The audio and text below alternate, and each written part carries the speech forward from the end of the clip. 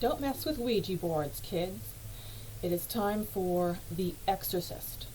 Written in '73, still called the most terrifying novel ever written, and still considered by many to be the most terrifying and disturbing horror movie ever. Understandably so. Some curious experimentation with a Ouija board, which back in that day was sold in Toys R Us next to Monopoly, Chinese checkers, and Candyland, turns this adorable tween girl into this. Now, like 1922, which we explored last week, almost everything in the Exorcist movie was in the Exorcist book. Almost. But not everything in the book was in the movie. Now, every sequence of events, starting with the creepy demon statue at the dig site, then to Chris and Regan's home, and the racket in the attic that Chris attributed to rats. Regan playing with the Ouija board and her imaginary friend Captain Howdy. Then this sudden change in her where she pees on the floor in front of her guests, curses like a sailor, and possesses superhuman strength along with a hair-triggered temper. Then all the gruesome medical tests done before the recommendation of a psychiatrist. The brief glimpse of the demon in Regan by the psychiatrist before she shows some superhuman strength and inflicts some superhuman pain on him. Then the suggestion of exorcism as kind of a power of suggestion, psychosomatic type cure. Then it becoming inarguably obvious that it's demonic possession when she speaks in a dead man's voice after sexually mutilating herself.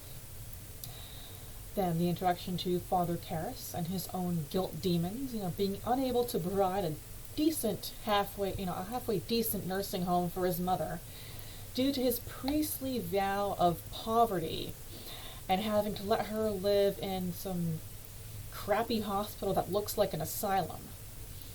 The physical ravages of the possession on Regan's face and body, including her superimposing the words, "help me," on her stomach, which is explained in the book as like a mind over matter control of like her blood pressure to that area of the body to create that swelling in her skin. The introduction of Father Merrin and the act of exorcism, right up to the end where Father Karras self-sacrifices by challenging the demon to take him instead, which I have to add was shamelessly poached 9 years later by Amityville 2: The Possession.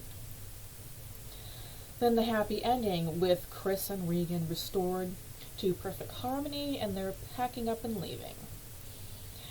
Now I watched the director's cut because it includes some content that was only in the movie for freak value and not at all in the book, such as the flying objects and moving furniture during the infamous self-inflicted sexual torture scene, the crab walking backwards down the stairs and spitting blood, and the levitation and image conjuring of that creepy demon statue during the exorcism scene. Now here's what's only in the book. Alright, I mentioned the physical toll of the possession on Regan's body, but between book and movie it's watered down quite a bit. She has to be tied to the bed to prevent any recurrences of hurting other people and hurting herself. So she's on intravenous feeding since she ripped out the nasogastric tube out just before that infamous act of sexual self-torture. So her muscles atrophy and her stomach bloats. She also has to be kept in diapers, and her bedding needs to be changed as frequently as her diapers, since the demon makes her launch a lot more digestive fluids in the book than in the movie. That also is very watered down.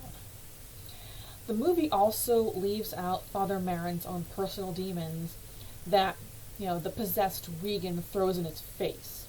His own feelings of failure and guilt because his daughter is living on the street and a drug addict. Now, while the demon inside Regan sure is vile and disgusting, it's also well-spoken. The book explains how priests have a lot of due diligence to cover before the church will approve exorcism. And the demon inside Regan speaks dozens of languages and speaks of several topics with Father Karras that are above Regan's 12 years and at the time maybe 7th grade education. And one thing I would like to point out that's a bit of a discrepancy. Now, there is no book, The Exorcist 3, but I saw it. I saw a little bit of the beginning of 2, thought it was stupid and didn't watch. I saw a lot of 3, and it was very, very creepy. Alright, Father Karras, in the book and in the movie, died after he flung himself out the window after taking on the demon. Here he is back alive in Exorcist 3 as this Gemini killer. So, obviously someone did a little fun, shameless poaching in a way that doesn't really maintain continuity or even make sense. And that covers The Exorcist. Thank you so much for watching. I hope you subscribe and click on that notification bell to be the first to get my videos as soon as they upload. Next week we will be going over 1408, and I'll see you there.